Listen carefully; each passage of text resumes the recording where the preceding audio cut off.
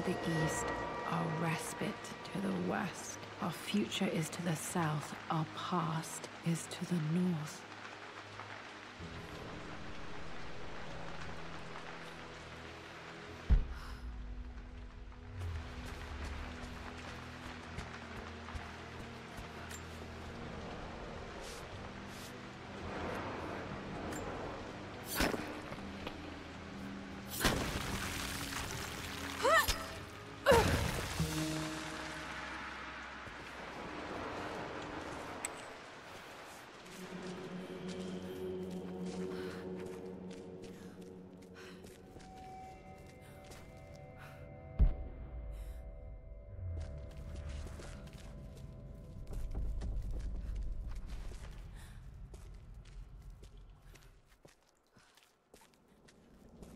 Incredible.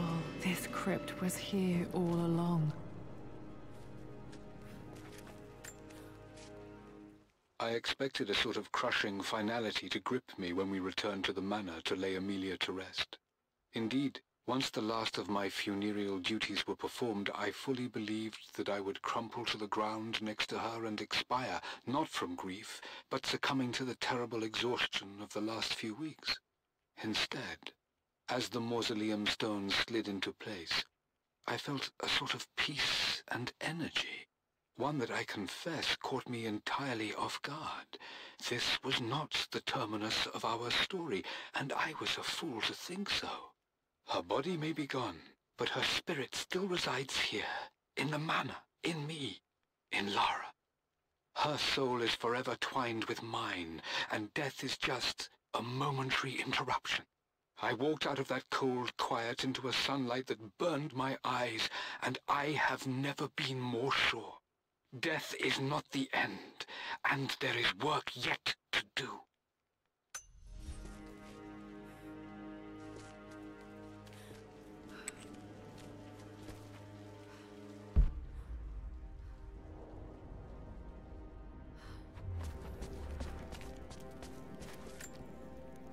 My great-grandmother Rose, nicknamed the Golden Rose for her perfect reputation. I wonder what she would have thought of me.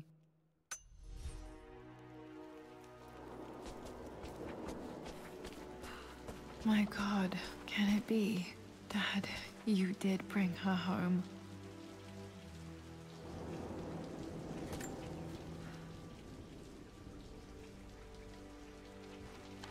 My dearest Lara, it is difficult to write this, knowing these may only ever be words on a page to you. I wonder if you will remember my voice. Will you remember the way we used to play and laugh? Will you remember me comforting you when you were sad? Know that I'm still with you, Lara. My energy, my love. It's within you. It always will be. Use that energy to pursue your passions in life. Never let others determine your journey. You become who you are through your choices, through the love you give and the promises you keep. I hope you are happy, that you are loved and successful in whatever it is you choose to do. I am proud of you, my darling. Remember me, with all my love, your mother.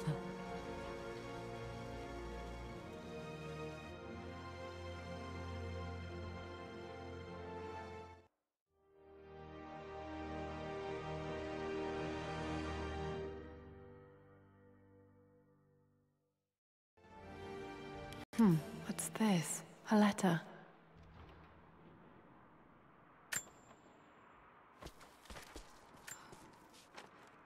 Lara, I have received the notarized affidavit confirming Amelia's grave and the discovery of the burial crypt within the manor premises.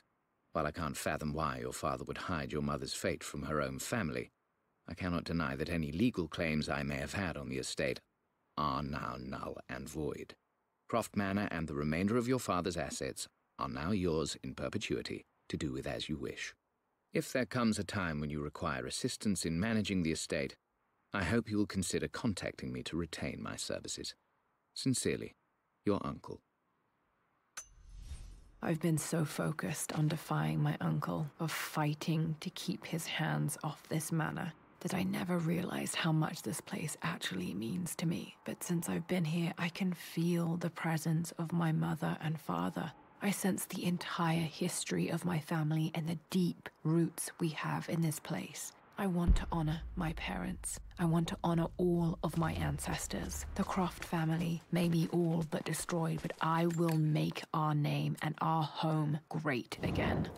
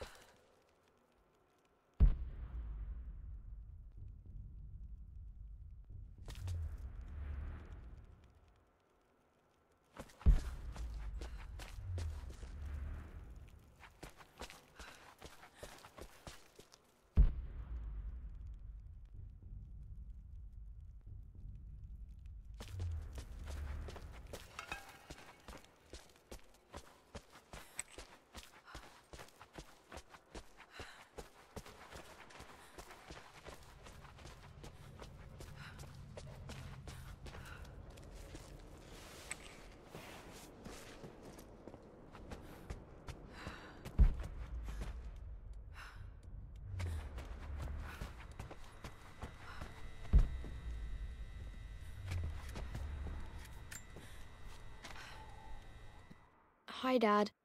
I've been thinking about Mum lately. I wish I knew more about her. How did you meet? What was she like? Winston told me that she was a brilliant artist. Are some of her paintings locked up in the West Wing? And I guess I just want to know, did she love me, Dad? Did she ever say that she did? Maybe I'm just being silly, but will you tell me more about her the next time I'm home from school?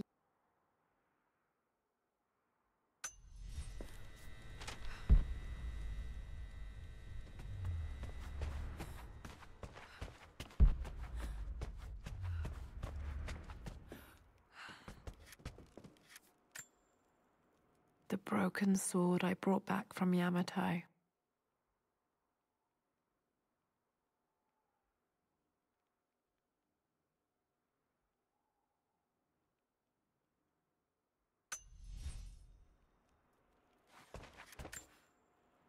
The atlas, such an amazing piece of craftsmanship. Sophia insisted I take it home with me.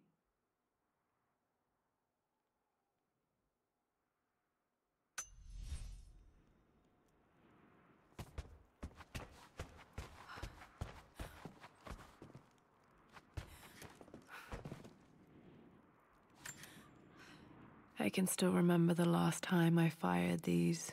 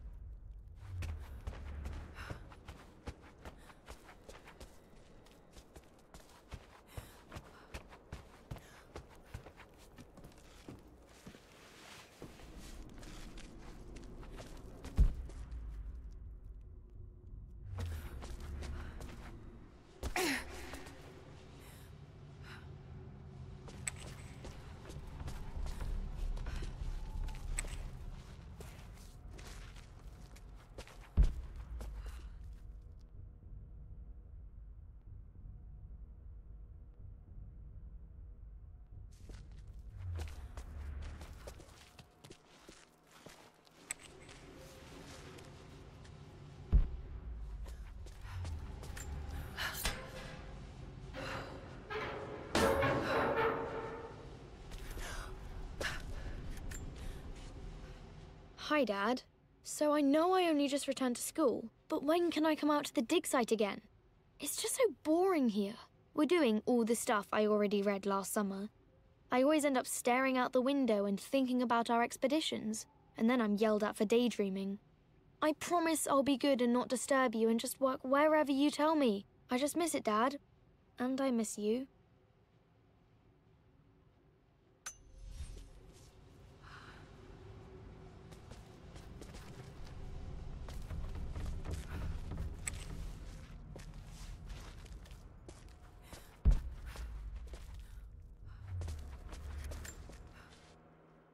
It's over. I have done all that I could, and my Amelia is still cold and dead. Roth first scowled at my designs. Then he pleaded with me not to go through with the ritual. Not because he feared it might work, but because he feared what I might do when it failed. And it has failed. There is no doubt in that. I prepared everything according to my research. When I dropped the stone into the elixir and held it to her lips, I thought for the barest moment that it had worked. The hour was midnight, and my pocket watch stopped inexplicably. There was a charge in the air like the moment before a lightning strike. For a heartbeat, I imagined that my life was being drawn from me, as one empties a glass in order to be poured back into Amelia. I would have welcomed death if the last thing I saw were her eyes, clear and alive again.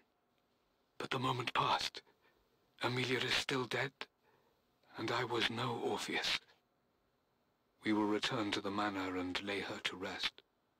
I owe her that much.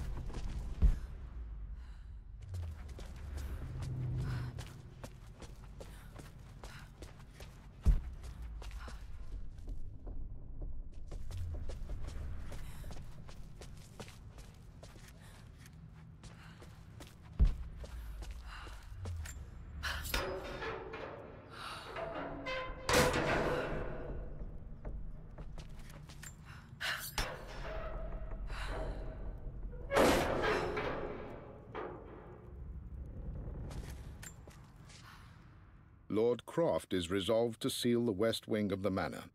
I try to talk sense into him, but he will not be swayed. And to make matters worse, I believe his experiences in Tibet have only further fueled the fire of his obsession. He's now up at all hours in his study, researching God knows what. And poor Lara, she is so confused. Too young to understand the tragedy that has befallen this great house. My dearest hope is that Lord Croft will emerge from his grief and embrace fatherhood and the love of his daughter. But I fear he may give in to his obsessive nature, that which Lady Amelia tempered in him so well. In any case, I will be a rock for young Lara. She will never sense tragedy and sorrow in me, only the love and support she deserves.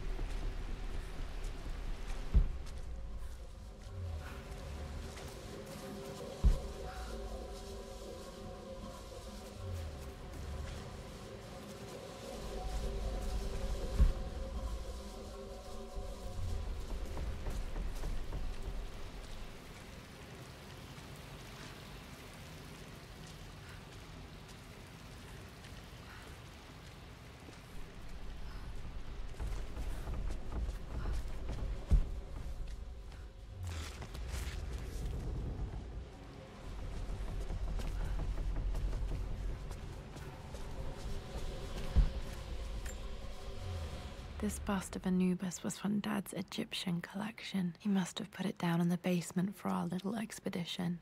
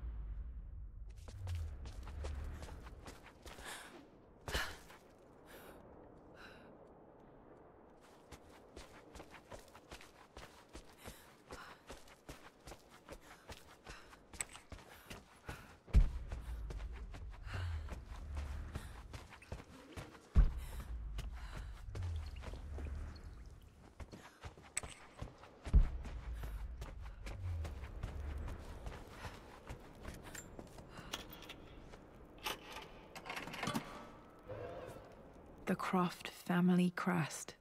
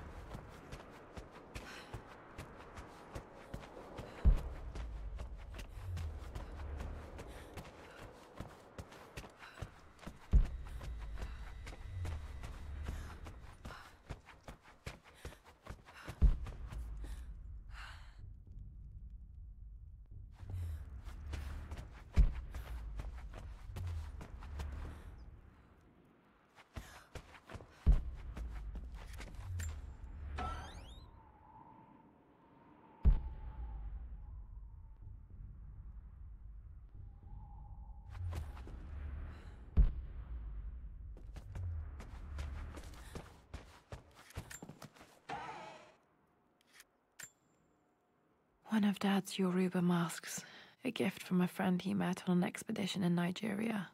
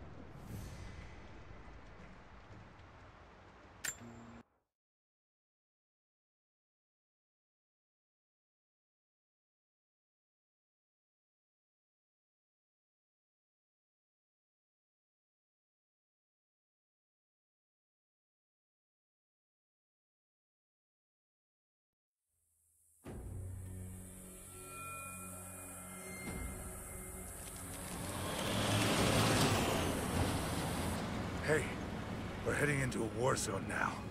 We better be sure about this.